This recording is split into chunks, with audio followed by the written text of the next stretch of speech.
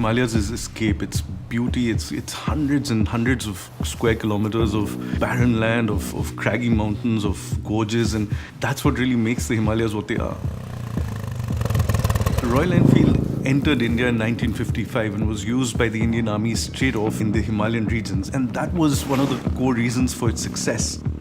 Ladakh in the Himalayas has been like a mecca for motorcyclists. It struck us that we hadn't made a special effort to make something for the land that we've so fondly been to over so many years again and again and again. Over the last 60 years, we've learned what it takes to make a motorcycle which can traverse those terrains in a proper fashion. Finally, we decided that we could actually make a purpose-built Royal Enfield, which is for the Himalayas. What we wanted to do was to create a motorcycle that would just use the energy of the Himalayas and go with the flow of the Himalayas rather than trying to dominate them. And that was the entire starting point of our thinking for the Himalayan.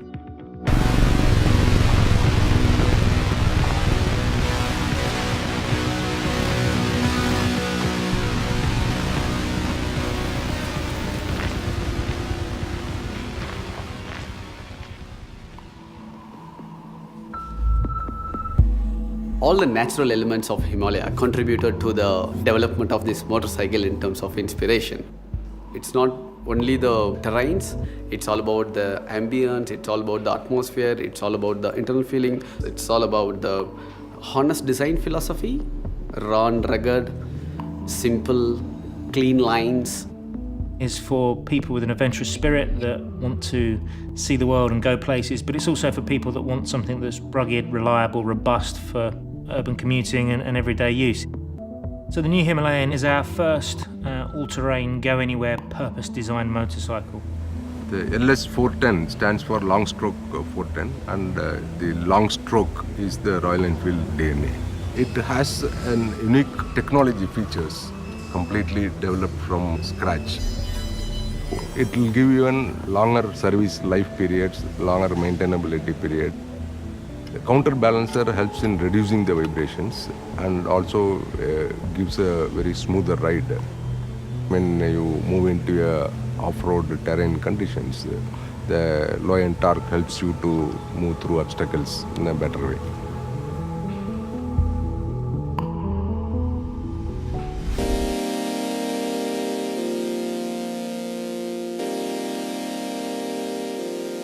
In the concept phase, we had taken support from long-standing associates, Habs Performance.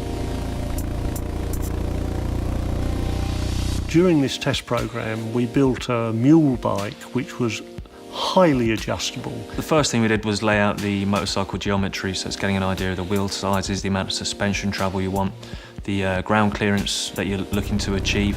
From that, you can then position the engine in the best place to keep the wheelbase as tight as possible and keep the centre of gravity as low as possible. This bike's the first Royal Enfield to have monoshock suspension with linkage. So while testing the Himalayan on the Chennai racetrack, while most people put a lot of emphasis on the off-road performance of such a motorcycle, it's very important to have really good on-road manners as well.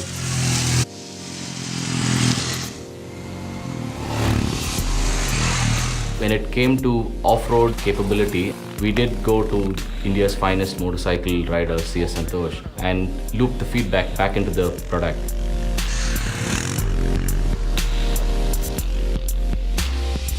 I find it really interesting to actually test our motorcycles, and I feel it's very important for the leadership to actually get their hands dirty and really understand what the motorcycle is about and make sure that we get it right. When we were testing the Himalayan, we were looking for a variety of terrain, which included smooth roads, broken tarmac, snow, slush, sand, inclines, the works. After 2 years of development, I think I can safely say that all the team here are really pleased with how the bike's come out. We've tested it under pretty well every condition any prospective owner's going to encounter. There's a good bond between the rider and the motorcycle, and that's quite essential when you want to go out on a tour, especially to a place like Ladakh. You know, in those valleys, when you're riding and that thump reverberating through that, it's just a great experience. The motorcycle has actually been designed with keeping in mind the touring requirements, which means it had to carry luggage.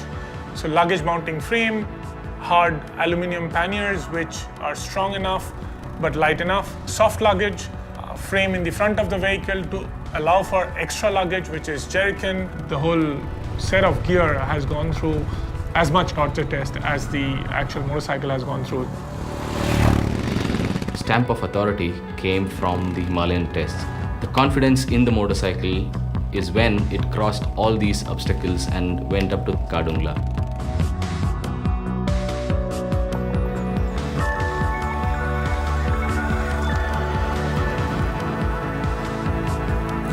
I feel we've really accomplished what we had wanted to, which is to build a motorcycle that was purpose-built to take on the Himalayas.